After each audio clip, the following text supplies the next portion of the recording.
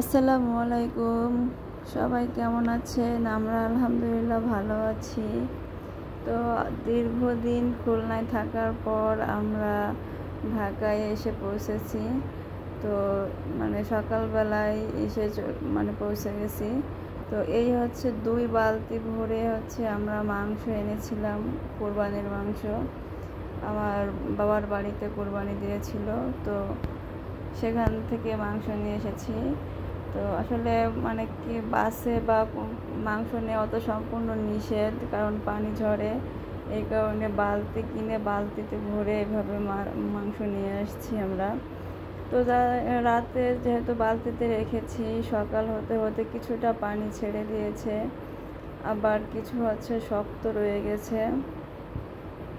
তো এখন সেই মাংসগুলো ধরে দেখলাম যে আসলে কি ঠিক আছে কি না। কারণ রাত 9:30 গাড়ি ছিল আমাদের, আর আমাদের বাসায় আসতে আসতে প্রায় সকাল 6টা বেজে গেছে।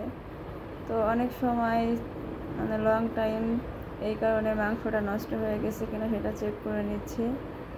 তো আল্লাহর রহমতে মাংস নষ্ট হয় নাই, কোনো সমস্যা হয় নাই, মাত্র পানি ছাড়া শুরু করে দিয়েছে। তো বাসের ভিতরেও কোনো অসুবিধা হয়নি, কারণ যেহেতু বালতিতে করে নিয়ে এসেছিলাম, পানি পড়ারও কোনো সুযোগ ছিল না। তো এইভাবে ছোট ছোট করে পলিথিনে রেখেছিলাম। এটা ভুড়ি। ভুড়িটা ভুড়ি বা কেউ গরুর বট বলে। এটা সিদ্ধ করে নিয়ে এসেছিলাম। তো আমি একে একে করে সব কিছুই আপনাদের সাথে দেখাচ্ছি। তো প্রায় এক গামলার মতোই মাংস হয়ে গেছে। 2-3টা করে পলিথিন দিয়ে আটকে রাখা হয়েছিল। আর কোরবানির সময় তো সবার ফ্রিজ এমনিতেই ভরা থাকে। আমার মাংস নিয়েও একটু মাঝে প্রবলেমে পড়েছিলাম। পরে ছোটো ভাইয়ার বাসায়, মেজো ভাইয়ার বাসায় রেখে আসছিলাম। বড় ভাইয়ার বাসার ফ্রিজটা একটু প্রবলেম হয়েছিল। পরে যাই হোক, আসার দিন মাংস নিয়ে এসছে গরুর পা। এই গরুর পারও ভিডিও নেক্সটে আমি আপলোড দিব, কারণ প্রচণ্ড কষ্ট হয় এই গরুর পা পরিষ্কার করতে গিয়ে। আর এই প্যাকেটে ভুড়ি সিদ্ধ করে ফ্রিজে রেখে দিয়েছিলাম। কারণ এবার বাবার বাড়িতে যেয়ে গরুর পা, ভুড়ি সব ক্লিন করেছি এবার। তো মাংসগুলো বড় বড় করে কাটা ছিল, এখন আমি একটু সাইজ মতো পিস পিস করে নিচ্ছি, কারণ যখন মাংস কাটা হয় তখন বড় বড় করে কেটে রেখেছিল। তো সবাই ভাইয়াদের বাসারটাও ওইভাবে ওরা পিস পিস করে পরে কেটে নিয়েছে।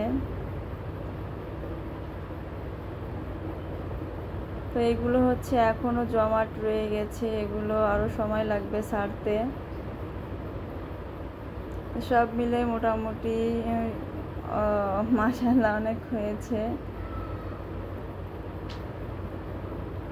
তো আমি এখন সবগুলো পলিথিনে করে আমি ফ্রিজে রাখবো।